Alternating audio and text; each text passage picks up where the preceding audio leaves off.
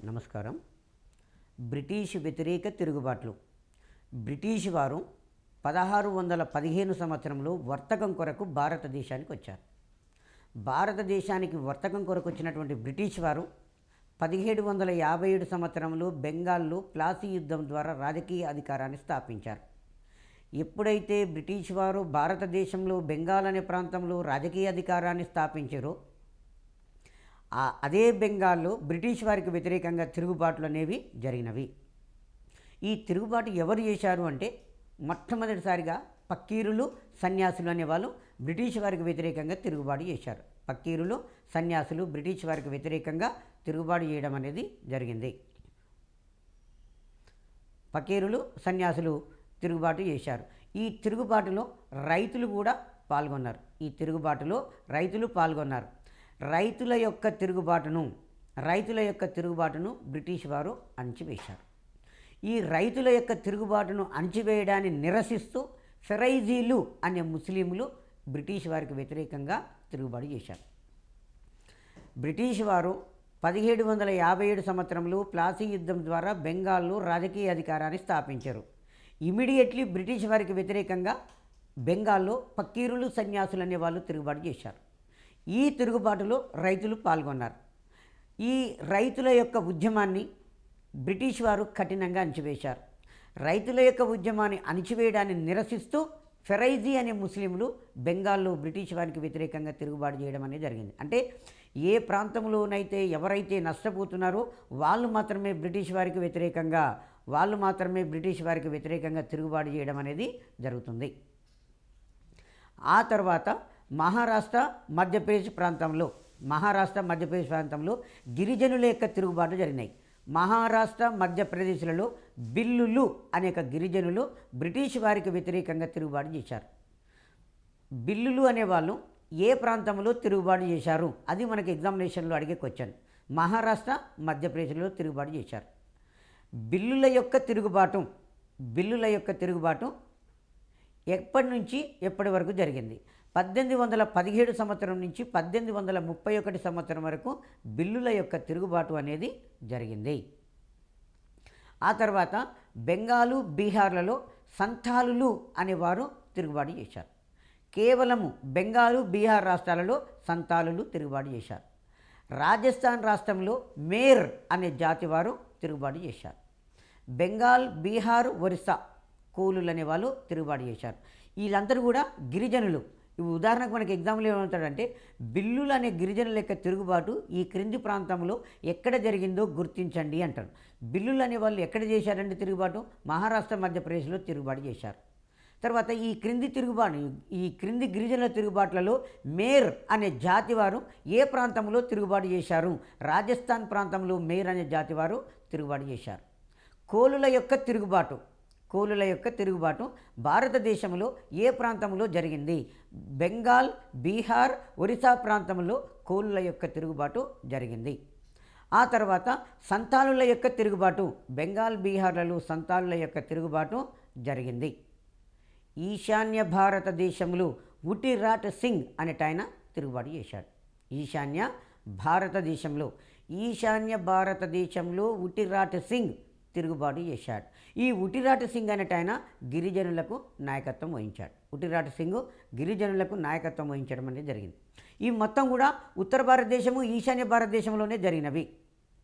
రాజస్థాన్లో, మహారాష్ట్ర, మధ్యప్రదేశ్, బెంగాలు, బీహారు, ఒరిస్సాలలో ఈశాన్య భారతదేశంలో తిరుగుబాటు జరిగినాయి. కానీ దక్షిణ భారతదేశంలో కూడా జమీందారులు, పాలయగారులు అనేవాళ్ళు తిరుగుబాటు చేశారు. ఈ జమీందారులు అనేవాళ్ళు ఉత్తర కోస్తా ప్రాంతంలో జమీందారులు తిరుగుబాటు చేస్తారు. పాలయగారులు అనేవాళ్ళు రాయలసీమ ప్రాంతంలో పాలయగారులు అనేవాళ్ళు తిరుగుబాటు చేశారు. జమీందారులు, పాలయగారులు 1795 సంవత్సరం నుంచి 1805 సంవత్సరాల మధ్యకాలంలో తిరుగుబాటు చేశారు. జమీందారులు, పాలయగారులు 1795 సంవత్సరం నుంచి 1805 సంవత్సరాల మధ్యకాలంలో దక్షిణ భారతదేశంలో తిరుగుబాటు చేయడం అనేది జరిగింది. అయితే ఎవరైతే నష్టపోతున్నారో వాళ్ళు మాత్రమే బ్రిటిష్ వారికి వ్యతిరేకంగా తిరుగుబాటు చేయడం అనేది జరుగుతుంది. మరి బ్రిటిష్ వారి యొక్క విధానాల వలన సైనికులు కూడా నష్టపోతున్నారు. కాబట్టి మొట్టమొదటిసారిగా సైనికుల యొక్క తిరుగుబాటు కూడా జరిగింది. ఏ ప్రాంతంలో సైనికుల తిరుగుబాటు జరిగిందంటే వెల్లూరులో. సైనికులు మొట్టమొదటిసారిగా 1806 సంవత్సరంలో తమిళనాడులోని వెల్లూరులో 1806 సంవత్సరంలో తిరుగుబాటు చేశారు. సైనికుల యొక్క తిరుగుబాటు 1806 సంవత్సరంలో తమిళనాడులోని వెల్లూరులో జరిగింది. మనకు ఎగ్జామినేషన్లో గతంలో ప్రీవియస్ డిఎస్సిలో కూడా అడిగాడు. మనకు సైనికులు మొట్టమొదటిసారిగా ఏ ప్రాంతంలో బ్రిటిష్ వారికి వ్యతిరేకంగా తిరుగుబాటు చేశారు? 1806 సంవత్సరంలో తమిళనాడులోని వెల్లూరులో తిరుగుబాటు చేశారు. ఆ తర్వాత సైనికులు ఎందుకు వెల్లూరులో తిరుగుబాటు చేశారు అంటే కవాతు సమయంలో బొట్టు పెట్టుకోవద్దు అన్నందుకు, సైనికులు కవాతు నిర్వహించేటప్పుడు బొట్టు పెట్టుకోవద్దు అన్నందుకు, తర్వాత గడ్డాలు మీసాలు పెంచుకోవద్దు, రోజు సేవ్గా చేసుకోమన్నందుకు ఈ తిరుగుబాటు అనేది జరిగింది. ఆ తర్వాత సైనికులు 1824లో బారక్పూరాలో తిరుగుబాటు చేశారు. మరి 1824లో బారక్పూరాలో సైనికులు ఎందుకు తిరుగుబాటు చేశారు అంటే సైనికులను బ్రిటిష్ వారికి బర్మాకు మధ్య యుద్ధం జరుగుతుంది. ఈ యుద్ధం జరిగేటప్పుడు భారతీయ సిపాయిలను బెంగాల్ నుంచి సముద్ర మార్గం ద్వారా బర్మా దేశానికి పంపిస్తున్నారు. అప్పట్లో హిందువు అనేవాడు సముద్రయానం చేస్తే కులం నుంచి బహిష్కరించేవాడు. అప్పట్లో హిందువు అనే వ్యక్తి సముద్రయానం చేసినట్లయితే కులం నుంచి బహిష్కరించడం అనేది జరిగేది. సో కాబట్టి కుల బహిష్కరణ ఎక్కడ జరుగుతుందో అని భయపడి మేము సముద్రయానం చేయము అని చెప్పేసి చేయమని చెప్పేసి ఈ సిపాయిలు అనేవాళ్ళు బారక్పురాలో తిరుగుబాటు చేశారు. ఆ తర్వాత 1850 సంవత్సరం నుంచి 1857 సంవత్సరం వరకు ముస్లింలు వహాబీ ఉద్యమాన్ని నిర్వహించారు.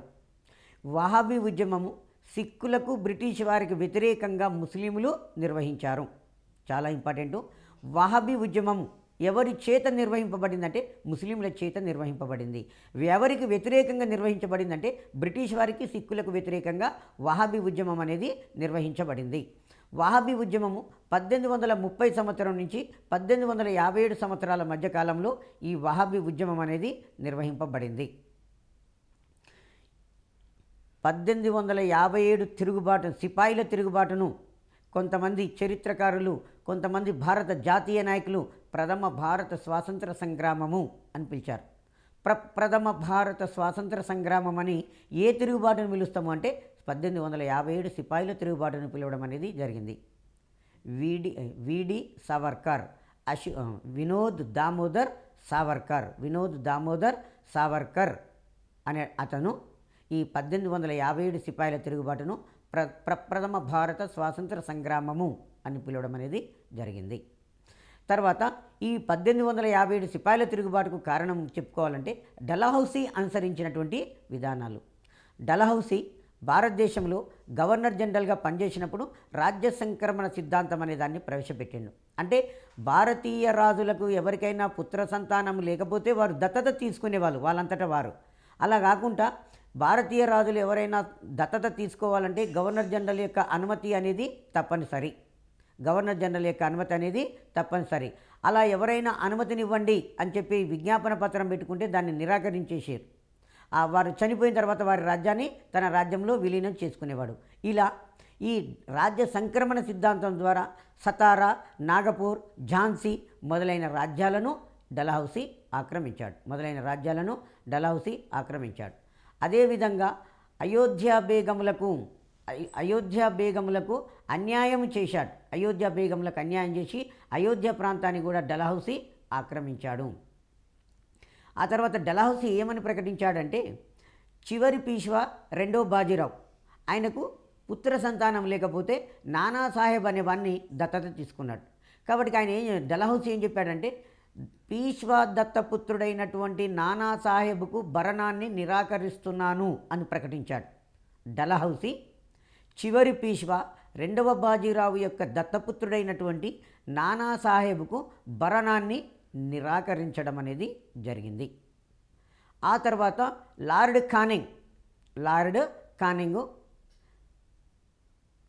కానింగ్ మొఘల్ చక్రవర్తి రెండవ బహదూర్ షా అనంతరము మొఘల్ పీఠం రద్దు అవుతుందని కూడా ప్రకటించాడు.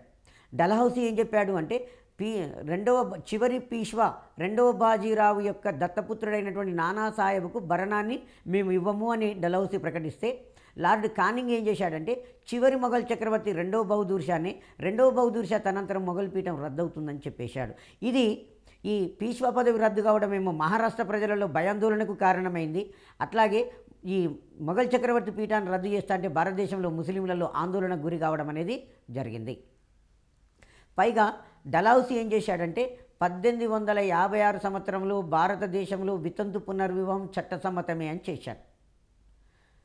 వితంతు పునర్వివాహ చట్టము 1856 సంవత్సరంలో డల్హౌసీ చేశాడు. అంటే భర్తను కోల్పోయినటువంటి స్త్రీ మరో తిరిగి రీమ్యారేజ్ చేసుకోవచ్చు, ఇది చట్టసమ్మతమే అని డల్హౌసీ చేశాడు. ఈ డల్హౌసీ అనుసరించినటువంటి విధానాలన్నీ కూడా భారతదేశంలో సిపాయిల తిరుగుబాటుకు కారణాలు అవుతాయి. అదేవిధంగా లార్డ్ కానింగ్ ఏం చేశాడు అంటే కొవ్వు పూసిన తూటాలను ప్రవేశపెట్టాడు. వీటినే ఎన్ఫీల్డ్ రైఫిల్స్ అంటాం. లార్డ్ కానింగ్ డల్హౌసీ తర్వాత గవర్నర్ జనరల్గా ఎవరు వచ్చారంటే లార్డ్ కానింగ్ అనేట ఆయన గవర్నర్ జనరల్గా వచ్చాడు. ఈ లార్డ్ కానింగ్ 1856 సంవత్సరంలో ఎన్ఫీల్డ్ తుపాకులను అనే దాన్ని ప్రవేశపెట్టిండు. ఈ ఆవు కొవ్వు పంది కొవ్వుతో పూత పూయబడిన తుపాకులు ఇవి ఆవు కొవ్వు పంది కొవ్వుతో పూత పూయబడినటువంటి ఒక రకమైనటువంటి తూటాలు అని ఒక వదంతి వ్యాపించింది. ఈ తుపాకీకి మందుగుండుకు ఒక గ్రీసు పూసినటువంటి కవర్ను అంటించేవాళ్ళు. ఆ గోలిని తుపాకీలో దట్టించేటప్పుడు కవర్ను నోటితో కొరికి కవర్ను తీసేసి తుపాకీలో దట్టించాల్సి వచ్చింది. ఆ కవరు కిందంగా ఉన్నటువంటి పూత ఆవు కొవ్వు పంది కొవ్వుతో పూత పూయబడిందని ఒక వదంతి వ్యాపించింది. ఆవు హిందువులకు పవిత్రమైన జంతువు, పంది ముస్లింలకు అసహ్యకరమైనటువంటి జంతువు. ఈ ఎన్ఫీల్డ్ తుపాకులను ఉపయోగించడానికి సైనికులు అనేవాళ్ళు నిరాకరించారు. 1857 మార్చి 29వ తారీఖు నాడు బెంగాల్కు చెందిన బారక్పూరాలో మంగల్ పాండే అనే సైనికుడు ఎన్ఫీల్డ్ తూటాలను ఉపయోగించడానికి నిరాకరిస్తే అతని పై అధికారి ఏం చేశాడు, అతని మీద గట్టి ఒత్తిడి తీసుకొచ్చాడు. కాబట్టి మంగల్ పాండే తన పై అధికారి గట్టిగా ఒత్తిడి చేసిన తర్వాత తనకిష్టం లేకున్నప్పటికి కూడా ఎన్ఫీల్డ్ రైఫిల్ను తుపాకీలో దట్టించి అదే తుపాకీతోటి తన పై అధికారిని కాల్చి చంపాడు. దీనితోటి సిపాయిల తిరుగుబాటు ప్రారంభమైంది. ఎగ్జామ్లో ఏమడుగుతాడు క్వశ్చన్ అంటే సిపాయిల తిరుగుబాటుకు తక్షణ కారణం ఎన్ఫీల్డ్ రైఫిల్స్. సిపాయిల తిరుగుబాటుకు తక్షణ కారణం ఏంది? ఎన్ఫీల్డ్ రైఫిల్స్ అనేవి సిపాయిల తిరుగుబాటుకు తక్షణ కారణం. ఆ తర్వాత ఈ మంగల్ పాండే 1857 మార్చి 29న తన పై అధికారి లెఫ్టినెంట్ బాగును కాల్చి చంపడంతో సిపాయిల తిరుగుబాటు అనేది ప్రారంభమైంది. నిజమైన సిపాయిల తిరుగుబాటు 1857 మే 10న మీరట్లో ప్రారంభం కావడం అనేది జరిగింది. తిరుగుబాటుదారులందరూ కూడా ఎప్పుడు తిరుగుబాటు చేయాలనుకున్నారంటే ప్లాసీ యుద్ధము 1757 జూన్ 23వ తారీఖు నాడు జరిగింది. ఆ జూన్ 23కు గుర్తుగా సిపాయిలు అనేవాళ్ళు తిరుగుబాటు చేయాలని నిర్ణయించుకున్నారు. కానీ ఈలోగానే మంగల్ పాండే తిరుగుబాటు చేయడంతో తిరుగుబాటు అనేది ప్రారంభమైంది. నిజమైన సిపాయిల తిరుగుబాటు 1857 మే 10న మీరట్లో ప్రారంభమైంది. ఎందుకు ఇక్కడ ప్రారంభమైంది అంటే ఎప్పుడైతే మంగల్ పాండే అనేవాడు తిరుగుబాటు చేశాడో బ్రిటిష్ వాళ్ళు ఏం చేశారు, సీక్రెట్గా ఎవరెవరు ఎక్కడ ఏ ప్రాంతంలో తిరుగుబాటు జరగబోతుందనేది వాళ్ళు ఇంటెలిజెన్స్ ఆఫీసర్ల ద్వారా విషయం మొత్తం తెలుసుకున్నారు. మనకు మీరట్లో ఉన్నటువంటి సిపాయిలు తిరుగుబాటు చేయబోతున్నారనే విషయం బ్రిటిష్ వారికి అర్థమైంది. ఎవరెవరైతే తిరుగుబాటు చేయబోతున్నారో వాళ్ళ పేర్లతో సహా తెలుసుకొని వారిని పిలిపించి వారి దగ్గర ఉన్నటువంటి ఆయుధాలను మొత్తం లాగేసుకొని వాళ్ళను వివస్త్రులను చేసి ఆ మీరట్ నగరం మొత్తం ఊరేగించి ద్వీపాంతర శిక్ష విధించి మీరట్లో ఆ చీకటి కావడం వలన మీరట్లో ఒక జైల్లో బంధించారు. ఇది తమ తోటి సహచరులకు ఈ విధంగా అవమానం జరగడం వలన మిగతా సైనికులలో అలజడికి కారణమైంది. ఇది 9వ తారీఖు నాడు జరిగింది. 10వ తారీఖు నాడు మిగతా సైనికులందరూ కూడా ఆయుధాలను ధరించి తమ తోటి సహచరులైనటువంటి సిపాయిలను బంధించిన జైలు మీద దాడి చేసి అక్కడ ఉన్నటువంటి బ్రిటిష్ అధికారులను చంపేసి ఆ జైలు తాళాలను పగలగొట్టేసి తమ తోటి ఖైదీలను విడిపించుకొని రావడం అనేది జరిగింది. ఈ విధంగా నిజమైన సిపాయిల తిరుగుబాటు 1857 మే 10న మీరట్లో ప్రారంభమైంది. ఇది చాలాసార్లు కాంపిటేటివ్ ఎగ్జామ్లో అడిగిన క్వశ్చన్. అక్కడి నుంచి సిపాయిలు మే 12వ తారీఖు నాడు ఢిల్లీకి వచ్చారు. మే 12వ తారీఖు నాడు ఢిల్లీకి వచ్చారు. ఢిల్లీకి వచ్చి చివరి మొఘలు చక్రవర్తి అయినటువంటి రెండవ బహదూర్ షాను తమ నాయకునిగా ఎన్నుకోవడం అనేది జరిగింది. ఎర్రకోటలో ఆయనను భారతదేశ చక్రవర్తిగా పునఃప్రతిష్ఠ చేయడం అనేది జరిగింది. అందుకనే ఈరోజు కూడా భారతదేశానికి స్వాతంత్రం వచ్చిన ఆగస్టు 15వ తారీఖు నాడు భారత ప్రధానమంత్రి ఎర్రకోట మీద జాతీయ జెండాను ఎగరవేసి భారత జాతిని ఉద్దేశించి ప్రసంగించడం అనేది జరుగుతుంది, ఆనవాయితీగా వస్తుంది స్వాతంత్రం వచ్చినప్పటి నుంచి. కారణం ఏంటి అంటే సిపాయిలందరూ కలిసి కూడా మే 12వ తారీఖు నాడు చివరి మొఘలు చక్రవర్తి రెండవ బహదూర్ షాను నాయకునిగా ఎన్నుకొని ఎర్రకోటలో భారతదేశ చక్రవర్తిగా పునఃప్రతిష్ఠ చేశారు. అంటే భారతదేశ స్వేచ్ఛకు సంకేతంగా ఆయనను పునఃప్రతిష్ఠ చేయడం అనేది జరిగింది. అందుకు గుర్తుగానే ఎర్రకోట మీద ఈ భారత ప్రధానమంత్రి జాతీయ జెండా ఎగరవేస్తున్నారు. ఎర్రకోట అనేది ఏంటిదంటే మొఘల్ చక్రవర్తుల యొక్క నివాసం. ఎర్రకోట అనేది ఢిల్లీలో ఉంటుంది. మొఘల్ చక్రవర్తుల యొక్క నివాస భవనంగా చెప్పుకుంటాం. తర్వాత ఈ విధంగా మనకు సిపాయిల తిరుగుబాటు అనేది ప్రారంభమైంది. ఇక్కడ నిజమైన సిపాయిల తిరుగుబాటు ఎక్కడ ప్రారంభమైంది? మీరట్లో ప్రారంభమైంది. దాని యొక్క ప్రభావం అనేది దేశవ్యాప్తంగా ప్రారంభమైంది. కాన్పూర్లో నానాసాహెబ్ అనేవాడు తిరుగుబాటు చేశాడు. కాన్పూరులో నానాసాహెబ్ అనేవాడు తిరుగుబాటు చేశాడు. నానాసాహెబ్ యొక్క అసలు పేరు ఏంటంటే దోండు పంత్. దీన్ని మైండ్లో పెట్టుకోవాలి స్కూల్ అసిస్టెంట్ వాళ్ళు మటుకు. నానాసాహెబ్ యొక్క సైన్యాలకు ఎవరు నాయకత్వం వహించారంటే నానాసాహెబ్ యొక్క అసలు పేరు ఏంటంటే దోండు పంత్ నానాసాహెబ్ యొక్క అసలు పేరు.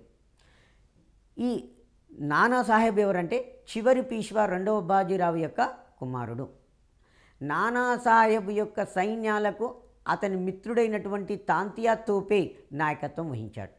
నానాసాహెబ్ సైన్యాలకు అతని మిత్రుడైనటువంటి తాంతియా తోపే నాయకత్వం వహించాడు. తాంతియా తోపే యొక్క అసలు పేరు రామచంద్ర పాండురంగ. తాంతియా తోపే యొక్క అసలు పేరు ఏంటంటే రామచంద్ర పాండురంగ అతని యొక్క అసలు పేరు. ఇతను తిరుగుబాటు చేస్తున్నాడు. నానాసాహెబ్ సైన్యాలకు మొత్తం తిరుగుబాటు చేసి నాయకత్వం వహిస్తున్నాడు. కానీ బ్రిటిష్ వాళ్ళు ఇతని యొక్క తిరుగుబాటును ఖచ్చితంగా అంచువేస్తుంటే ఈ రామచంద్ర పాండురంగాను తాంతియా తోపేను సింధియా సామంత పాలకుడైనటువంటి రాజా మాన్సింగ్ అనేవాడు నమ్మక ద్రోహం చేసి ఈ తాంతియా తోపేను బ్రిటిష్ వారికి పట్టివ్వడం అనేది జరిగింది.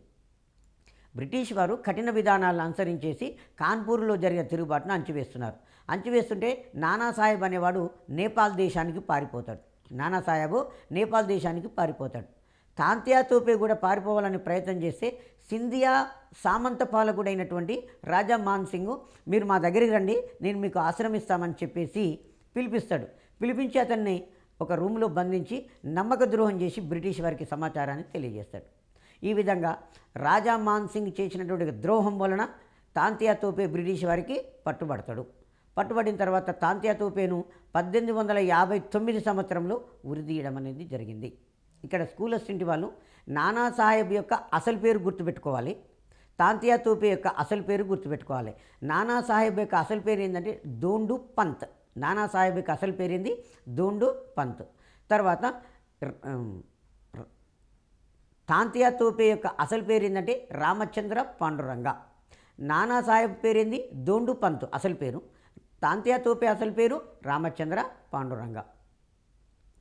నానాసాహెబ్ బ్రిటిష్ వారి యొక్క కఠినమైన విధానాలను తట్టుకోలేక భారతదేశంలో రాజ్యాన్ని వదిలి ఎక్కడికి పారిపోయాడంటే నేపాల్ దేశానికి పారిపోవడం అనేది జరిగింది. కాన్పూర్లో జరిగినటువంటి తిరుగుబాటును పూర్తిగా అంచివేసి కాన్పూర్ అనే ప్రాంతాన్ని తిరిగి జయించాడు. ఆ తర్వాత అయోధ్యలో బేగం హజరత్ మహల్ తిరుగుబాటుకు నాయకత్వం వహించింది. ఇది కూడా అడుగుతాడండి. అయోధ్యలో ఎవరు తిరుగుబాటు చేశారంటే బేగం హజరత్ మహల్ తిరుగుబాటుకు నాయకత్వం వహించింది. ఎందుకంటే ఆమె భర్త చనిపోతే ఆమె యొక్క చిన్న కుమారుడు బిర్జిస్ ఖాద్రీ అనేవాడు సింహాసనం మీద కూర్చోబెట్టి ఆమె పరిపాలన చేస్తుంది. కాబట్టి దుష్ట పాలన అనే కారణంతో ఔరంగజేబు దుష్ట పరిపాలన అనే నెపంతో డలహౌసీ అయోధ్యను ఆక్రమించాడు. కాబట్టి ఈ బేగం హజరత్ మహల్ తిరుగుబాటుకు నాయకత్వం వహించింది. తన కుమారుడైనటువంటి బిర్జిస్ కాదిరిని సింహాసనం మీద కూర్చోబెట్టి ఈమె తిరుగుబాటుకు నాయకత్వం వహించింది. కానీ ఈ కఠినమైన విధానాల ద్వారా తిరుగుబాటును అణచివేయడం వలన ఈ బేగం హజరత్ మహల్ భారతదేశాన్ని వదిలి నేపాల్ దేశానికి పారిపోవడం అనేది జరిగింది. ఆ తర్వాత బరేలీలో ఖాన్ బహదూర్ ఖాన్ బ్రిటిష్ వారికి వ్యతిరేకంగా తిరుగుబాటు చేశాడు. ఇది గతంలో ప్రీవియస్ ఎగ్జామ్లో స్కూల్ అసిస్టెంట్లో అడిగాడు. బరేలీలో ఎవరు తిరుగుబాటు చేశారంటే ఖాన్ బహదూర్ ఖాన్ అంటే ఆయన బరేలీలో బ్రిటిష్ వారికి వ్యతిరేకంగా తిరుగుబాటు చేయడం అనేది జరిగింది. తిరుగుబాటు సైన్యాలకు ఆయన నాయకత్వము వహించాడు. ఆ తర్వాత ఝాన్సీ రాజ్యంలో లక్ష్మీబాయి తిరుగుబాటు చేసింది. ఝాన్సీ రాజ్యంలో లక్ష్మీబాయి అనేటామ తిరుగుబాటు చేసింది. లక్ష్మీబాయి యొక్క అసలు పేరు మణికర్ణిక. ఇది చాలా ఇంపార్టెంట్ స్కూల్ అసిస్టెంట్ వాళ్ళకు. లక్ష్మీబాయి యొక్క అసలు పేరు ఏంటంటే మణికర్ణిక లేదా మనుబాయి. మణికర్ణిక అన్న మనుబాయి అన్న ఒకటే. ఈమె ఝాన్సీ సంస్థానానికి పాలకురాలు. లక్ష్మీబాయి యొక్క భర్త పేరు గంగాధరరావు. వీరికి ఒక పుత్రుడు కలిగాడు. కానీ ఆ చిన్న బాబు అనారోగ్య కారణాల వలన చనిపోయాడు. తదనంతరం ఈమె భర్త కూడా గంగాధరరావు చనిపోయాడు. పుత్ర సంతానం లేకపోవడం వలన లక్ష్మీబాయి ఏం చేసిందంటే ఒక మగ బాబును దత్తత తీసుకోవడం అనేది జరిగింది. ఈ దత్తత తీసుకుంటే డలహౌసీ ఏం చెప్పాడు అంటే, పుత్ర సంతానము మీకు లేదు కాబట్టి దత్తత తీసుకున్నారు, అది మేము యాక్సెప్ట్ చేస్తలేమని చెప్పేసి ఈ ఝాన్సీ సంస్థానాన్ని డలహౌసీ ఆక్రమించుకోవడం అనేది జరిగింది 1848లో. కాబట్టి ఆమె ఏం చేసింది, 1848లోనే ఝాన్సీ సంస్థానాన్ని డలహౌసీ ఆక్రమిస్తాడు. కాబట్టి లక్ష్మీబాయి అనేటామ తిరుగుబాటు చేసింది. ఆమె ఇచ్చినటువంటి నినాదం ఏంటంటే, స్వతంత్ర పాలనను మేము చూస్తుండగా మా చేతులలో నుంచి జారిపోనివ్వము అని తన అనుచరులతోటి ప్రతిజ్ఞ చేయించింది. లక్ష్మీబాయి తిరుగుబాటులో పాల్గొని సైనికులతోటి ఏమని ప్రతిజ్ఞ చేయించిందంటే, మా యొక్క స్వతంత్ర పాలనను మేము చూస్తుండగా మా చేతుల నుంచి జారిపోనివ్వము అని తన అనుచరులతోటి ప్రతిజ్ఞ చేయించడం అనేది జరిగింది. ఇది చాలా ఇంపార్టెంట్ అయిన కొటేషను. ఈ మా స్వతంత్ర పాలనను మేము చూస్తుండగా మా చేతుల నుంచి జారిపోనివ్వము అని పలికినటువంటి వ్యక్తి ఎవరు? ఝాన్సీ లక్ష్మీబాయి. ఈమె బ్రిటిష్ వారికి వ్యతిరేకంగా యుద్ధంలోకి దిగింది. 1858 సంవత్సరము జూన్ 17వ తారీఖు నాడు యుద్ధ భూమిలోనే ఈమె వీరమరణము పొందింది. యుద్ధం చేస్తూ యుద్ధ భూమిలోనే లక్ష్మీబాయి వీరమరణం పొందడం అనేది జరిగింది. సర్ హ్యూరోజు లక్ష్మీబాయి యొక్క తిరుగుబాటును అంచివేశాడు. అంచివేసిన తర్వాత ఆమె ధైర్య సాహసాలను చూసి ఈ తిరుగుబాటుదారులందరిలోకి వెళ్ళి ఆమె ధైర్యవంతురాలు అని చెప్పి ఆమెను కీర్తించడం అనేది జరిగింది. బీహారులో కున్వర్ సింగ్ అనే వ్యక్తి బ్రిటిష్ వారికి వ్యతిరేకంగా తిరుగుబాటు చేశాడు. ఇతను యుద్ధభూమిలో ప్రాంతంలో బీహార్లో అర్రహా అనే ప్రాంతంలో జరిగిన యుద్ధభూమిలోనే ఇతను మరణించడం అనేది జరిగింది. తర్వాత ఢిల్లీని ఆక్రమించే క్రమంలో బ్రిటిష్ సేనాని నికల్సన్ అనేవాడు మరణిస్తాడు. ఎందుకంటే ఈ సిపాయిలందరూ కలిసి కూడా చివరి మొఘల్ చక్రవర్తి రెండవ బహదూర్ షాను తమ నాయకునిగా ఎన్నుకుంటారు. ఆ ఎన్నుకున్నాక బ్రిటిష్ వారు ఢిల్లీని ఆక్రమించడానికి నికల్సన్ అనే సేనాధిపతిని పంపుతారు. తిరుగుబాటుదారులందరూ కలిసి ఏం చేస్తారంటే నికల్సన్ అనే సేనాధిపతిని చంపేస్తారు. నికల్సన్ అనే సేనాధిపతిని చంపివేయడం అనేది జరిగింది. ఆ తర్వాత లెఫ్టినెంట్ హడ్సన్ అనే వ్యక్తిని బహదూర్ షా యొక్క తిరుగుబాటును అంచడానికి బ్రిటిష్ ప్రభుత్వం పంపిస్తుంది. లెఫ్టినెంట్ హడ్సన్ బహదూర్ షాను మనకు ఢిల్లీలో కుతుబ్ మినార్ అనేది ఉన్నది. కుతుబ్ మినార్ దగ్గర ఒక పాతబడ్డ బిల్డింగులో రెండవ బహదూర్ షా అతని కుమారులు మనవలు అనేవాళ్ళు దాచుకొని ఉంటే లెఫ్టినెంట్ హడ్సన్ పోయి అతన్ని బంధిస్తాడు. రెండవ బహదూర్ షాను బంధించి అతని కుమారులను మనమలను వరుసగా నిల్చోబెట్టి కాల్చి చంపేస్తారు. ఆ తర్వాత రెండవ బహదూర్ షాను బర్మాలోని రంగూన్కు బందీగా పంపడం అనేది జరిగింది. ఈ విధంగా రెండవ బహదూర్ షా బర్మాలోని రంగూన్లోనే 1862 సంవత్సరంలో మరణించాడు. దీంతో మొఘల్ వంశవృక్షం అనేది అంతరించిపోయింది. మొఘల్ వంశవృక్షము భారతదేశంలో అంతరించిపోవడం అనేది జరిగింది. భారతదేశంలో మొఘల్ సామ్రాజ్య స్థాపకుడు బాబరు 1526 సంవత్సరంలో స్థాపించాడు. తర్వాత భారతదేశంలో గొప్ప మొఘల్ చక్రవర్తులలో ఔరంగజేబు 1707 సంవత్సరంలో మరణించాడు. ఔరంగజేబు తర్వాత వచ్చిన వారిని అందరినీ కూడా కడపటి మొఘలులే అని చెప్పేస్తాం. చిట్ట చివరి మొఘలు చక్రవర్తి రెండవ బహదూర్ షా. సిపాయిలందరూ కలిసి కూడా ఎవరిని తమ నాయకునిగా ఎన్నుకున్నారు అంటే చివరి మొఘలు చక్రవర్తి అయినటువంటి రెండవ బహదూర్ షాను చివరి మొఘల్ చక్రవర్తి అయినటువంటి రెండవ బహదూర్ షాను తమ నాయకునిగా ఎన్నుకోవడం అనేది జరిగింది. కానీ ఈ ఎన్నుకున్న తర్వాత బ్రిటిష్ వారు ఇతని తిరుగుబాటును అణచివేయడానికి ప్రయత్నం చేస్తే తిరుగుబాటుదారులందరూ కలిసి కూడా బ్రిటిష్ అధికారిని నికల్సన్ను చంపేస్తారు. అందుకు ప్రతీకారంగా హడ్సన్ అనే వ్యక్తి లెఫ్టినెంట్ హడ్సను రెండవ బహదూర్ షాను బంధించి తర్వాత అక్కడే ఉన్నటువంటి అతని కుమారులను మనవళ్లను కూడా కాల్చి చంపడం అనేది జరిగింది. ఎందుకంటే హత్యకు ప్రతీకార హత్య అన్నట్టుగా బ్రిటిష్ వాళ్ళు మొఘల్ రెండవ బహదూర్ షా యొక్క కుమారులను మనవలను కాల్చి చంపడం అనేది జరిగింది. దీంతో మొఘల్ వంశవృక్షం భారతదేశంలో అంతరించింది. రెండవ బహదూర్ షాని ఏ దేశానికి బందీగా పంపారు? బర్మా దేశానికి. బర్మా దేశంలోని రంగూన్కు. ఈ రెండవ బహదూర్ షా బర్మాలోని రంగూన్లోని 1862 సంవత్సరంలో మరణించాడు. ఆ తర్వాత 1857 సిపాయిల తిరుగుబాటు యొక్క ఫలితాలు తీసుకున్నట్లయితే 1857 సిపాయిల తిరుగుబాటు యొక్క ఫలితాలు. ఈ తిరుగుబాటు ఉత్తర మధ్య భారతదేశాలకు మాత్రమే పరిమితమైంది. తిరుగుబాటు ఉత్తర మధ్య భారతదేశాలకు మాత్రమే పరిమితమైంది.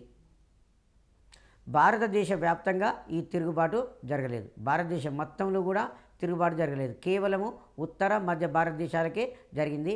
దక్షిణ భారతదేశానికి తిరుగుబాటు అనేది వ్యాపించలేదు. తర్వాత పంజాబు, సింధు రాష్ట్రాలు, రాజస్థాన్ రాష్ట్రాలలో అసలు తిరుగుబాటు అనేది జరగలేదు. పంజాబు, సింధు, రాజస్థాన్, పంజాబు, సింధు, రాజస్థాన్ అనే ప్రాంతాలలో తిరుగుబాటు అనేది అసలు జరగలేదు. దీంతో పాటుగా గ్వాలియర్ పాలకుడు సింధియా, తర్వాత హైదరాబాదు నిజాము, కాశ్మీర్ పాలకుడు గులాబ్ సింగ్లు బ్రిటిష్ వారికి యుద్ధంలో సహకరించారు. ఎవరెవరు అంటే గ్వాలియర్ పాలకుడు సింధియా, తర్వాత నిజాము, హైదరాబాదు నిజాము, ఆ తర్వాత కాశ్మీరును పరిపాలిస్తున్నటువంటి గులాబ్ సింగులు అనేవాళ్ళు బ్రిటిష్ వారికి ఈ సిపాయిల తిరుగుబాటుకు వ్యతిరేకంగా సహకారం అందించడం అనేది జరిగింది. పైగా తిరుగుబాటుదారులకు సరి అయిన ఆయుధాలు, నాయకత్వం అనేది లభించలేదు. మనకి ఎగ్జామినేషన్లో క్వశ్చన్ అడుగుతాడు. ఏమని క్వశ్చన్ అడుగుతాడంటే 1857 సిపాయిల తిరుగుబాటు విఫలం కావటానికి ప్రధానమైనటువంటి కారణం అంటే సిపాయిల తిరుగుబాటుదారులకు సరి అయిన నాయకత్వం లేదు, తర్వాత సరి అయినటువంటి ఆయుధాలు లేవు. తిరుగుబాటు భారతదేశం మొత్తం కూడా ప్రారంభం కాలేదు. కొన్ని ప్రాంతాలలో అసలు తిరుగుబాటు అనేదే జరగలేదు. ఉదాహరణకు తిరుగుబాటు జరిగినప్పటికీ కూడా పంజాబ్లో ఉన్నటువంటి సిక్కులు అనేవాళ్ళు ఈ బ్రిటిష్ సైన్యంలో చేరి తిరుగుబాటును అణచివేయటానికి బ్రిటిష్ వారికి మాత్రమే సహకారం అందించడం అనేది జరిగింది. ఆ తర్వాత పంజాబు, సింధు, రాజస్థాన్ ప్రాంతాలలో అసలు తిరుగుబాటు అనేదే జరగలేదు. గ్వాలియర్ పాలకుడు సింధియా, హైదరాబాదు పాలకుడు నిజాము, కాశ్మీర్ పాలకుడు గులాబ్ సింగ్ అసలు తిరుగుబాటును అణచివేయడానికి బ్రిటిష్ వారికి పూర్తి సహాయ సహకారాలు అందించడం అనేది జరిగింది. ఈ కారణాల వలన సిపాయిల తిరుగుబాటు అనేది జరిగింది. ఈ సిపాయిల తిరుగుబాటుని ఏమన్నామంటే ప్రథమ భారత స్వాతంత్ర సంగ్రామం అన్నాం. ఎందుకంటే అంతకుముందు ఎవరైతే నష్టపోయారో బ్రిటిష్ వారి యొక్క విధానాల ద్వారా వారు మాత్రమే బ్రిటిష్ వారికి వ్యతిరేకంగా తిరుగుబాటు చేయడం అనేది జరిగింది. మొదటిసారిగా అందరు కలిసి కూడా బ్రిటిష్ వారి వలన ఎవరైతే నష్టపోయారో అందరు కలిసి కూడా బ్రిటిష్ వారికి వ్యతిరేకంగా తిరుగుబాటు చేయడం వలన దీనికి సిపాయిలు అనే వాళ్ళు నాయకత్వం వహించడం వలన సిపాయిల తిరుగుబాటు అని పేరు రావడం అనేది జరిగింది. సిపాయిల తిరుగుబాటును అణచివేసిన తర్వాత బ్రిటిష్ ప్రభుత్వము 1858 సంవత్సరంలో విక్టోరియా మహారాణి ప్రకటన చేసింది. దీన్నే విక్టోరియా మహారాణి చట్టము అంటాం. 1858 సంవత్సరంలో 1858 సంవత్సరంలో తిరుగుబాటును అణచివేసిన తర్వాత బ్రిటిష్ ప్రభుత్వము 1858లో విక్టోరియా మహారాణి ప్రకటన లేదు విక్టోరియా మహారాణి చట్టం అనే ఒక ప్రకటన చేసింది. దీని ప్రకారంగా భారతదేశంలో బ్రిటిష్ తూర్పు ఇండియా వర్తక సంఘం పాలన రద్దయి భారతదేశ పాలన బ్రిటిష్ రాణి లేదా రాజు చేతుల్లోకి పోవడం అనేది జరిగింది. భారతదేశంలో తూర్పు ఇండియా వర్తక సంఘం పాలన ఎప్పుడు రద్దయింది? 1858 సంవత్సరంలో రద్దయింది. 1858లో భారతదేశ పాలన ఎవరి చేతిలోకి పోయింది? ఇంగ్లాండ్ రాజు లేదా రాణి చేతిలోకి పోవడం అనేది జరిగింది. సో మనకు 1757 సంవత్సరం నుంచి 1857 వరకు బ్రిటిష్ తూర్పు ఇండియా వర్తక సంఘము భారతదేశాన్ని పరిపాలించింది. తర్వాత 1858 నుంచి 1947 వరకు ఇంగ్లాండ్ రాణి లేదా రాజు భారతదేశాన్ని పరిపాలించడం అనేది జరిగింది. ఆ తర్వాత ఈ విక్టోరియా మహారాణి చట్టాన్ని ప్రకటనను 1858 విక్టోరియా మహారాణి యొక్క ప్రకటనను 1858 విక్టోరియా మహారాణి యొక్క ప్రకటనను నవంబర్ 1, 1858లో అలహాబాదులో జరిగిన ఒక దర్బారులో అప్పటి వైస్రాయి లార్డ్ కానింగ్ చదివి వినిపించాడు. ఒక ఇంపార్టెంట్ క్వశ్చన్ ఎగ్జామ్లో మనకు అడగడానికి ఆస్కారం ఉంటుంది. ఇప్పటివరకు అయితే అడగలేదు. 1857 సంవత్సరంలో సిపాయిల తిరుగుబాటు జరిగినప్పుడు భారతదేశంలో గవర్నర్ జనరల్ ఎవరు? Lord Canning. భారతదేశంలో 1857 సిపాయిల తిరుగుబాటు జరిగినప్పుడు గవర్నర్ జనరల్ ఎవరు? Lord Canning. ఈ లార్డ్ కానింగ్ విక్టోరియా మహారాణి ప్రకటనను 1858 నవంబర్ 1న అలహాబాదులో చేసిన ఒక దర్బారులో ఈ ప్రకటన చదివి వినిపించాడు. దీంతో భారతదేశంలో ఈస్ట్ ఇండియా కంపెనీ పాలన రద్దయి బ్రిటిష్ చక్రవర్తి ప్రత్యక్ష పాలనలోకి భారతదేశం పోవడం అనేది జరిగింది. అయితే ఈ 1858 విక్టోరియా మహారాణి చట్టం ఏం చేసిందంటే భారతదేశంలో గవర్నర్ జనరల్ అనే పదవిని రద్దు చేసి వైస్రాయ్ లేదా రాజప్రతినిధి అనే పదవిని ఏర్పాటు చేసింది. మొట్టమొదటి రాజప్రతినిధి ఎవరు? Lord Canning. ఆ తర్వాత 1858 నుంచి 1947 సంవత్సరాల మధ్యకాలంలో భారతదేశం బ్రిటిష్ రాణి లేదా రాజు ప్రత్యక్ష పాలనలో భారతదేశం యొక్క స్థితిగతులు చెప్పుకోవాలి. 1870 సంవత్సరంలో ఇండియా ఇంగ్లాండ్ల మధ్యన టెలిగ్రాఫ్ లైన్ వేయబడింది. మొట్టమొదటిసారిగా ఇండియాకు ఇంగ్లాండ్కు మధ్యన టెలిగ్రాఫ్ లైన్ వేయబడింది. ఎలా వేయబడిందంటే అంత భూభాగం కాదు కదా, సముద్రం ఎక్కువ ఉంటుంది కదా, సముద్ర గర్భంలో నుంచి కూడా ఈ టెలిగ్రాఫ్ లైను వేయబడింది. ఇండియా ఇంగ్లాండ్ల మధ్యన టెలిగ్రాఫ్ లైను ఏ సంవత్సరంలో వేయబడింది? 1870 సంవత్సరంలో వేయబడింది. అండ్ దెన్ 1869 సంవత్సరంలో సూయజ్ కాల్వ వర్తకం కొరకు తెరవబడింది. ఇక్కడ ఇది చాలా ఇంపార్టెంట్ క్వశ్చన్ కూడా. మధ్యధరా సముద్రాన్ని ఎర్ర సముద్రాన్ని కలుపుతూ ఈజిప్ట్ దేశం గుండా వర్తకం కొరకు సూయజ్ కాల్వ అనే దాన్ని తవ్వారు. ఇది వర్తకం కొరకు 1869లో తెరవబడింది. నౌకలను ఓపెన్ చేశారు. మరి ఈ సూయజ్ కాలువ తెరవబడడం వలన ఉపయోగం ఏంటి? ఇది గతంలో అడిగాడు కూడా, వివిధ కాంపిటేటివ్ ఎగ్జామ్స్లో అడిగాడు. సూయజ్ కాలువ తెరవబడడం వలన ఉపయోగం అనేది ఏమిటి అంటే ఇంగ్లాండ్కు ఇండియాకు మధ్య దూరము గణనీయంగా తగ్గిపోయింది. ఇది చాలా ఇంపార్టెంట్ అండి.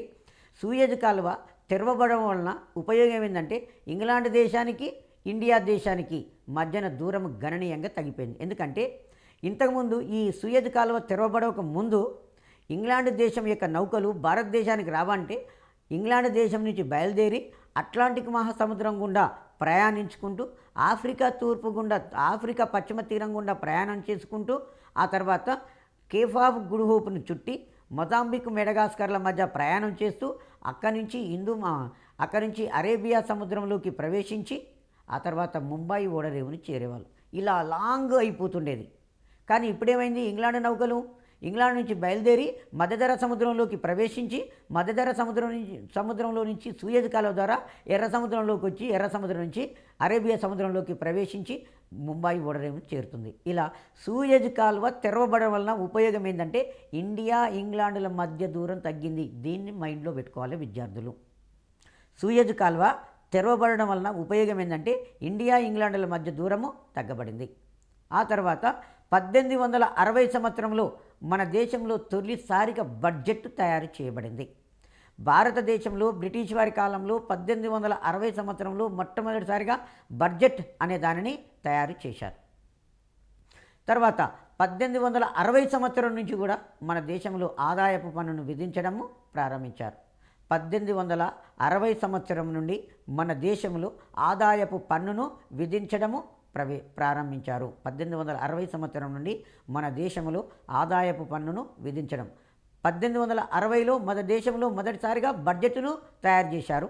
1860లో మన దేశంలో ఆదాయపు పన్ను విధించడము ప్రారంభించారు. 1870లో ఏం జరిగింది? ఇండియా ఇంగ్లాండ్ల మధ్యన టెలిగ్రాఫ్ లైన్ వేయబడింది. 1869లో ఏం జరిగింది? సూయజ్ కాలువ వర్తక వరకు తెరవబడింది. తర్వాత 1860లో మన దేశంలో మొదటిసారిగా బడ్జెట్ తయారు చేయబడింది. 1860 సంవత్సరంలో మన దేశంలో మొదటిసారిగా ఆదాయ పన్నును విధించడము ప్రారంభించారు.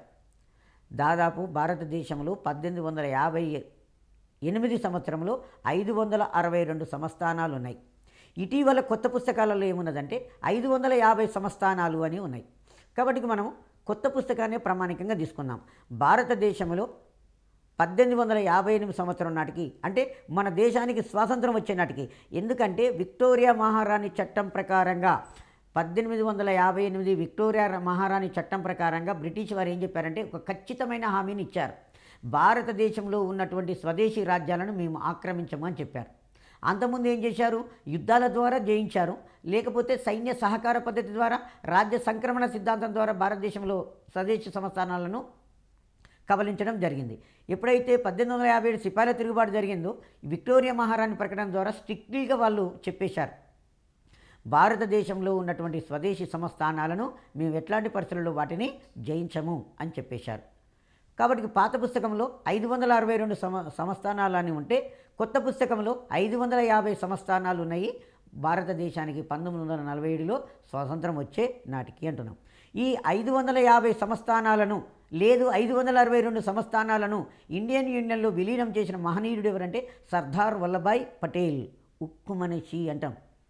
Iron man of India, iron man of India, భారతదేశపు ఉక్కు మనిషి సర్దార్ వల్లభాయ్ పటేల్ స్వాతంత్రం వచ్చిన తర్వాత ఈ 550 సంస్థానాలను భారత యూనియన్లో విలీనం చేయడం అనేది జరిగింది. 1876 సంవత్సరంలో బ్రిటిష్ పార్లమెంటు ఒక చట్టం చేసింది. ఈ చట్టం ద్వారా విక్టోరియా మహారాణి 1877 జనవరి 1వ తారీఖు నుండి భారతదేశ చక్రవర్తినిగా ప్రకటించబడింది. 1876 సంవత్సరంలో బ్రిటిష్ పార్లమెంటు ఒక చట్టం చేసింది. ఈ చట్టం ద్వారా ఇంగ్లాండ్ రాణి 1877 జనవరి 1వ తారీఖు నుంచి భారతదేశ చక్రవర్తినిగా ప్రకటించబడింది.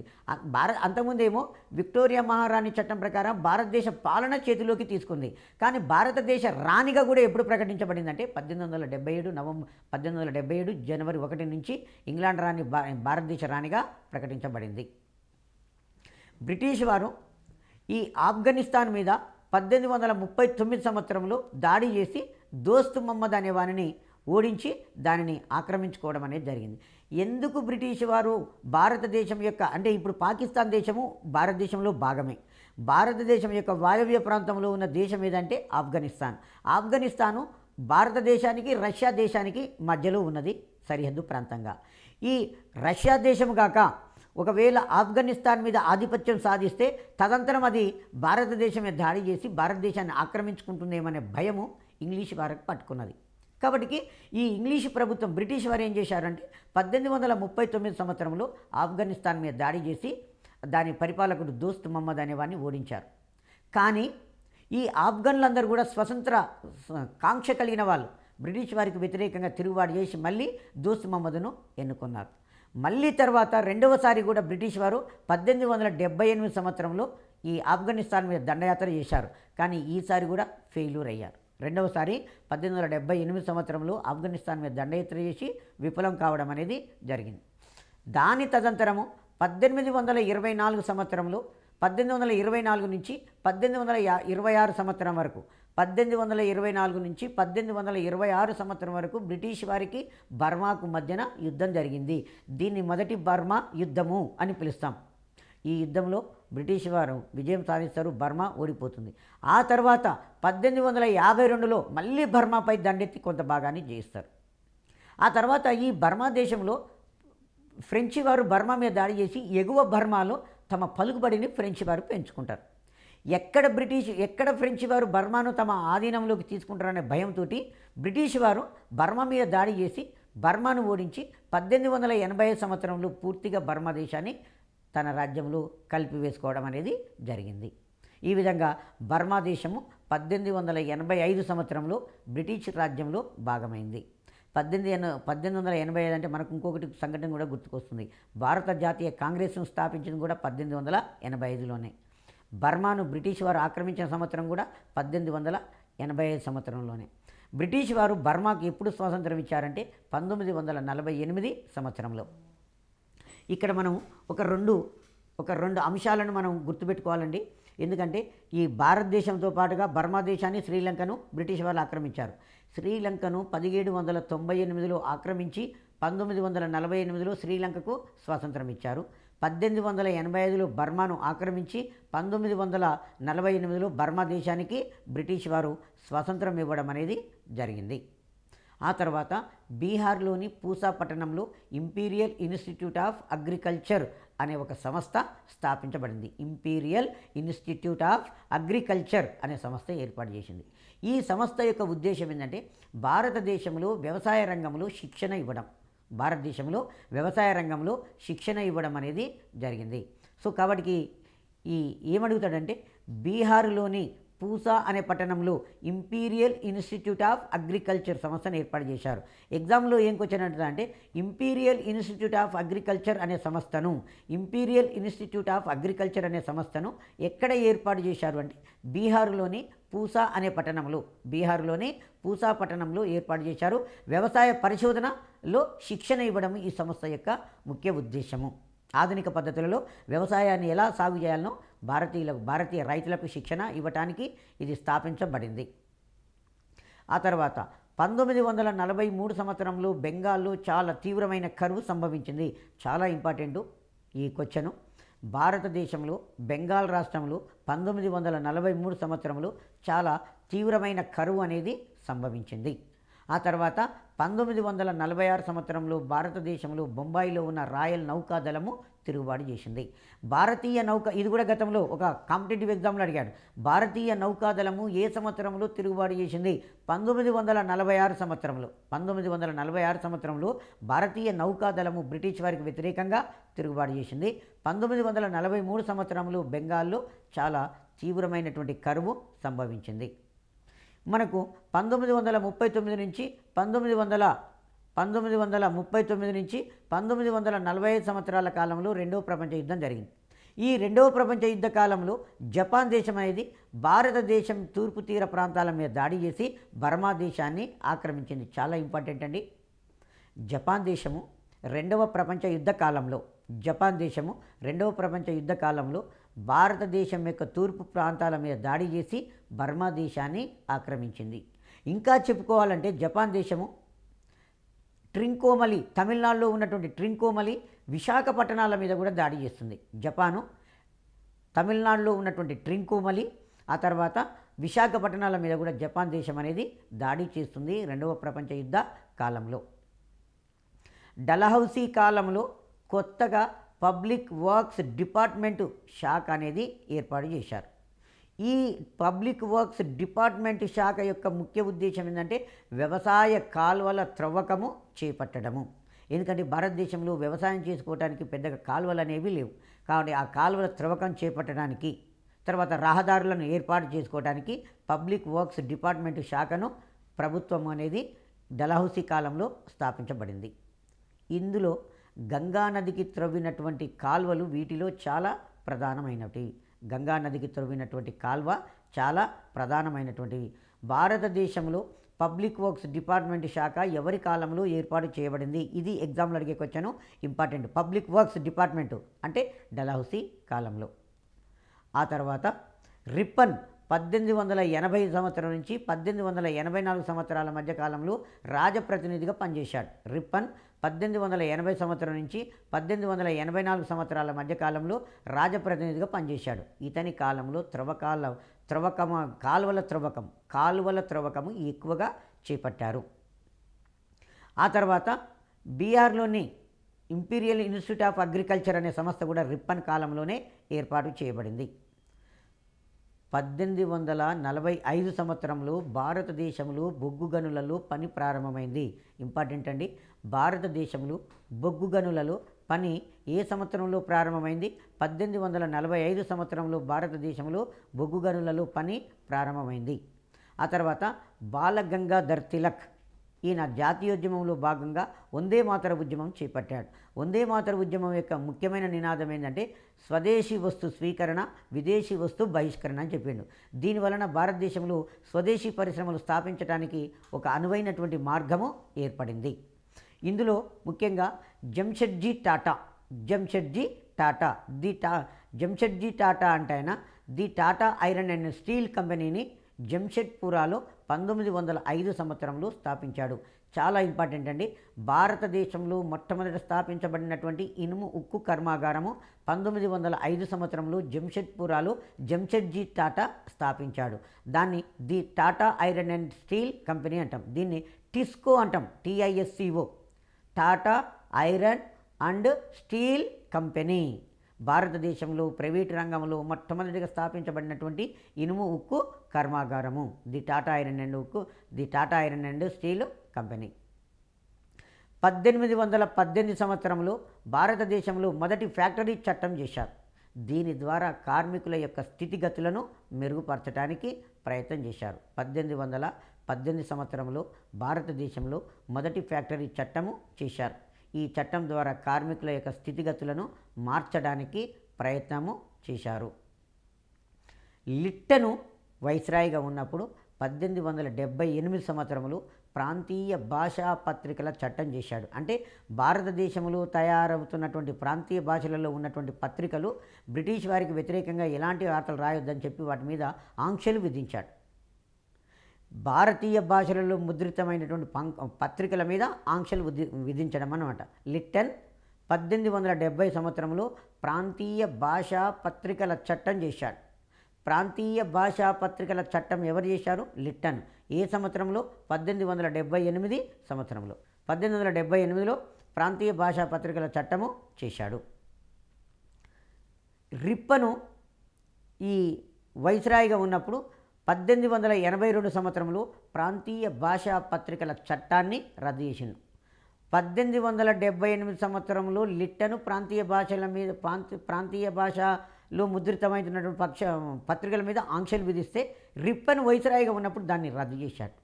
తర్వాత భారతదేశంలో రిప్పను వైస్రాయిగా ఉన్నప్పుడు శాస్త్రీయంగా జనాభా లెక్కల సేకరణ ప్రారంభమైంది. భారతదేశంలో మొట్టమొదటిసారిగా శాస్త్రీయంగా జనాభా లెక్కల సేకరణ ఏ సంవత్సరంలో ప్రారంభమైంది? 1881 సంవత్సరంలో ప్రారంభమైంది. కొన్నిసార్లు ఎగ్జామ్లో ఏమడుగుతాడు అంటే, ఇది చాలాసార్లు కాంపిటేటివ్ ఎగ్జామ్లో అడిగాడు, జీకే స్టాండర్డ్ అడుగుతున్నటువంటి క్వశ్చన్. భారతదేశంలో మొట్టమొదటిసారిగా ఏ గవర్నర్ జనరల్ కాలంలో శాస్త్రీయంగా జనాభా లెక్కల సేకరణ ప్రారంభమైంది? లార్డ్ రిప్పన్ కాలంలో ప్రారంభమైంది. ఆ తర్వాత భారతదేశంలో మొట్టమొదటిసారిగా జనాభా లెక్కల సేకరణ శాస్త్రీయంగా ఏ సంవత్సరంలో ప్రారంభమైందంటే 1881 సంవత్సరంలో ప్రారంభమైంది. తర్వాత 1921 సంవత్సరాన్ని గొప్ప విభాజక సంవత్సరం అంటాం. ఎందుకంటే ఆ 1881 నుంచి 1911 వరకు జనాభా లెక్కలు పెరుగుతూ తగ్గుతూ వచ్చినాయి. కానీ 1921 సంవత్సరం నుంచి కంటిన్యూగా జనాభా అనేది పెరుగుతూ వస్తుంది భారతదేశంలో. కాబట్టి దాన్ని గొప్ప విభాజక సంవత్సరం అన్నాం. అయితే మనకు కొన్నిసార్లు ఎగ్జామ్లో క్వశ్చన్ ఏమడుగుతాడంటే, అది జీకే స్టాండర్డ్లో అడుగుతుండొచ్చు. స్వాతంత్రానంతరము భారతదేశంలో ఇప్పటి వరకు ఎన్నిసార్లు జనాభా లెక్కల సేకరణ జరిగింది అంటాం. మనకు స్వాతంత్రం ఎప్పుడు వచ్చింది? 1947లో వచ్చింది. ఆ తర్వాత 1951లో జనాభా లెక్కల సేకరణ జరుగుతుంటుంది స్వాతంత్రం వచ్చిన తర్వాత. ఆ 1951 సంవత్సరం నుంచి ఇప్పటి వరకు జరిగిన లెక్కల సేకరణ చేస్తే ఎన్నిసార్లు జరిగినాయో మనకు అవగతం కావడం అనేది జరిగింది. రిప్పను ఏ సంవత్సరాల మధ్యన భారతదేశంలో వైస్రాయిగా ఉన్నాడు? 1880-84 సంవత్సరాల మధ్య కాలంలో. ఎవరి కాలంలో శాస్త్రీయంగా జనాభా లెక్కల సేకరణ జరిగింది? రిప్పన్ కాలంలో జరిగింది. ప్రాంతీయ భాషా పత్రికల చట్టాన్ని ఎవరు రద్దు చేశారు? రిప్పను అంటే ఆయన ప్రాంతీయ భాషా పత్రికల చట్టాన్ని రద్దు చేశాడు. భారతదేశంలో 1882లో స్థానిక సంస్థలను రిప్పన్ అనేట ఆయన రూపొందించాడు. డలహౌసీ భారతదేశంలో ఉన్నటువంటి గ్రామ పంచాయతీ వ్యవస్థను రద్దు చేశాడు. కానీ రిప్పన్ ఏం చేశాడు అంటే ఈ సంస్థను తిరిగి పునరుద్ధరించడం జరిగింది. 1882 సంవత్సరంలో రిప్పను స్థానిక స్వపరిపాలన సంస్థలను తిరిగి పునరుద్ధరించి శాశ్వతమైన కీర్తి పొందించాడు. కాబట్టి రిప్పన్ ఏమంటామంటే స్థానిక స్వపరిపాలన పితామహుడు అంటాం. రిప్పన్ ఏమంటామంటే స్థానిక స్వపరిపాలన పితామహుడు అని కీర్తి పొందడం అనేది జరిగింది. తర్వాత ఇల్బర్ట్ బిల్లు వివాదము ఎవరి కాలంలో వచ్చింది? రిప్పన్ కాలంలో ఇల్బర్ట్ బిల్లు వివాదం వచ్చింది. ఎవరి కాలంలో వచ్చింది ఇల్బర్ట్ బిల్లు? రిప్పన్ కాలంలో ఇల్బర్ట్ బిల్లు వివాదం అనేది వచ్చింది. ఇల్బర్ట్ బిల్లు అంటే ఏంటంటే ఇల్బర్ట్ ఒక వ్యక్తి నాయకత్వంలో ఒక కమిటీని వేశాడు. అంటే భారతీయులు జడ్జీలుగా ఉన్నప్పుడు యూరోపియన్లు తప్పు చేసి న్యాయస్థానానికి వస్తే యూరోపియన్లను విచారించే అధికారము భారతీయ జడ్జీలకు కూడా కట్టబెట్టాడు. ఇక్కడ న్యాయం విషయంలో వివక్ష అనేది ఉండకూడదు. గతంలో ఏముండేది అంటే బ్రిటిష్ వారు తప్పిదము చేసి న్యాయస్థానానికి వస్తే బ్రిటిష్ జడ్జీలు మాత్రమే విచారణ చేసేవాళ్ళు, భారతీయ జడ్జీలు విచారణ చేసేవాళ్ళు కాదు. కానీ రిప్పన్ ఏం చేశారంటే భారతీయుడు జడ్జిగా ఉన్నప్పుడు ఆ కోర్టుకు బ్రిటిష్ వాడు వెళ్ళినా కానీ విచారణ చేసే బ్రిటిష్ వాడు కానీ ఇతర యూరోపియన్ దేశస్తుడు కానీ ఆ న్యాయస్థానానికి వెళ్ళినప్పుడు భారతీయుడు జడ్జిగా ఉంటే దాన్ని విచారణ చేయొచ్చు అన్న ఒక కొటేషన్ను తీసుకొని రావడం అనేది జరిగింది. సో ఈ విధంగా ఇల్బర్ట్ బిల్లు అనే దానిని ప్రవేశపెట్టడం అనేది జరిగింది. ఆ తర్వాత బెంగాల్లో రాష్ట్రంలో పూసా పట్టణంలో ఇంపీరియల్ ఇన్స్టిట్యూట్ ఆఫ్ అనే బెంగాల్ రాష్ట్రంలో ఇంపీరియల్ ఇన్స్టిట్యూట్ ఆఫ్ అగ్రికల్చర్ అనే సంస్థను స్థాపించాడు లార్డ్ కర్జన్. నేను ఇంతకుముందు రిప్పన్ చెప్పాను, ఇక్కడ Curzon imperial institute of agriculture అనే సంస్థను ఇతను స్థాపించాడు. ఇంపీరియల్ ఇన్స్టిట్యూట్ ఆఫ్ అగ్రికల్చర్ను స్థాపించాడు. ఈ లార్డ్ కర్జను 1902 సంవత్సరంలో భారత పురావస్తు శాఖను ఏర్పాటు చేశాడు. దానికి మొట్టమొదటి director general sir John martial.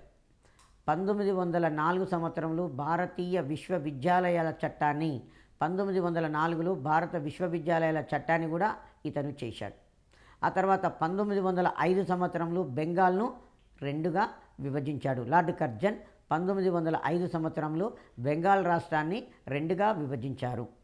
తర్వాత 1911 సంవత్సరంలో లార్డ్ హర్డింజ్ కాలంలో బెంగాల్ విభజనను రద్దు చేశారు. లార్డ్ కర్జన్ 1905 సంవత్సరంలో బెంగాల్ను విభజించాడు. చాలాసార్లు అడిగాడు, బెంగాల్ ప్రావిన్స్ను ఎవరు విభజించారు అంటే లార్డ్ కర్జను. ఏ సంవత్సరంలో? 1905 సంవత్సరంలో. ఆ తర్వాత బెంగాల్ విభజన ఎవరి కాలంలో రద్దయిందంటే లార్డ్ హర్డింజ్ కాలంలో 1911 సంవత్సరంలో బెంగాల్ విభజన రద్దయింది. మనకు భారతదేశంలో 19వ శతాబ్దంలో సాంఘిక మత సంస్కరణోద్యమం జరిగింది. అందులో మొదటి వ్యక్తి ఎవరంటే రాజా రామ్మోహన్ రాయ్. ఆంగ్ల విద్య భారతదేశానికి ఆధునిక భావాలను, శాస్త్రీయ పరిజ్ఞానాన్ని తీసుకొని వచ్చింది. ఆంగ్ల విద్య భారతదేశానికి ఆధునిక భావాలను, శాస్త్ర పరిజ్ఞానాన్ని తీసుకొని రావడం అనేది జరిగింది. రాజా రామ్మోహన్ రాయ్ని ఏమంటామంటే భారత జాతి పునరుజ్జీవన పితామహుడు అని చెప్పేసి రాజా రామ్మోహన్ రాయ్ని పిలవడం అనేది జరిగింది. మొట్టమొదటి ఆధునిక భారతీయుడు అని చెప్పేస్తాం. సంస్కరణోద్యమానికి వేగుచుక్క అని చెప్పి రాజా రామ్మోహన్ రాయ్ని పిలుస్తాం. రాజా రామ్మోహన్ రాయ్ 1772 సంవత్సరంలో బెంగాల్లోని రాధా నగరంలో జన్మించాడు. సంస్కృతము, పర్షియా భాష, అరబ్బీ భాష, ఆంగ్లంతో సహా 12 భాషలను ఈయన నేర్చుకున్నాడు. క్రైస్తవ మతాన్ని హేతుబద్ధంగా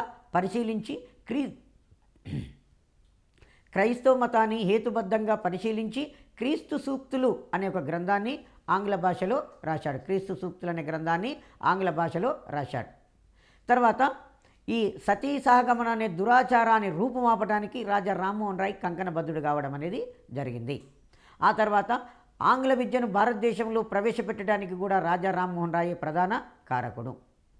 ఇతను 1815లో ఆత్మీయ సభను స్థాపించాడు. చాలా ఇంపార్టెంట్. ఆత్మీయ సభను రాజా రామ్మోహన్ రాయ్ 1815 సంవత్సరంలో స్థాపించాడు. ఈ ఆత్మీయ సభ 1828లో బ్రహ్మ సమాజంగా మారింది. ఇది చాలాసార్లు అన్ని కాంపిటేటివ్ ఎగ్జామ్లో అడుగుతున్నాడు. బ్రహ్మ సమాజాన్ని ఎవరు స్థాపించారు, ఏ సంవత్సరంలో స్థాపించారు? రాజా రామ్మోహన్ రాయ్ 1828లో బ్రహ్మ సమాజాన్ని స్థాపించాడు. రాజా రామ్మోహన్ రాయ్ చేసిన కృషికి మెచ్చుకొని మొఘల్ చక్రవర్తి రెండవ అక్బరు ఇతనికి రాజా అనే బిరుదునిచ్చి తన ప్రతినిధిగా 1831లో ఇంగ్లాండ్ దేశానికి పంపాడు. 1829లో విలియం బెంటింగ్ ఇతని కృషి మేరకు సతీసాగమనం నిషేధిస్తూ చట్టం చేయడం అనేది జరిగింది. రాజా రామ్మోహన్ రాయ్ 1833 సంవత్సరంలో ఇంగ్లాండ్ దేశంలోని బ్రిస్టల్ నగరంలో మరణించాడు. రాజా రామ్మోహన్ రాయ్ చనిపోయిన తర్వాత ఆంధ్ర ప్రాంతంలో బ్రహ్మ సమాజం యొక్క శాఖలు స్థాపించబడ్డాయి. ఆంధ్ర రాష్ట్రంలో రాజమండ్రి, కాకినాడలలో బ్రహ్మ సమాజ శాఖలు స్థాపించబడ్డవి. రాజా రామ్మోహన్ రాయ్ తర్వాత మహర్షి దేవేంద్రనాథ ఠాగూర్కు మహర్షి అనే బిరుదు ఉంటుంది. బ్రహ్మ సమాజానికి సారథ్యము వహించాడు. తత్వబోధిని అనే సభను నెలకొల్పి దాన్ని బ్రహ్మ సమాజంలో విలీనం చేయడం అనేది జరిగింది. దేవేంద్రనాథ ఠాగూర్ తర్వాత ఆయన శిష్యుడైనటువంటి కేశవచంద్ర సేన్ బ్రహ్మ సమాజ శాఖకు అధ్యక్షుడయ్యాడు. సంగీత సభను ఏర్పాటు చేశాడు. దేవేంద్రనాథ ఠాగూర్తో కలిసి ఇండియన్ మిర్రర్ అనే పక్షపత్రికను కేశవచంద్ర సేను స్థాపించాడు. 1866 సంవత్సరంలో బ్రహ్మ సమాజంలో చీలికలు వచ్చినవి. ఠాగూర్ ఏమో దేవేంద్రనాథ్ ఠాగూర్ ఆది బ్రహ్మ సమాజము, కేశవచంద్రసేము భారతీయ సంఘ సంస్కరణ సమాజం అనే దానిని స్థాపించాడు. సేన్ కృషి ఫలితంగా బ్రహ్మ సమాజం అనేది దక్షిణ భారతదేశానికి విస్తరించింది. Okay, thank you one and all.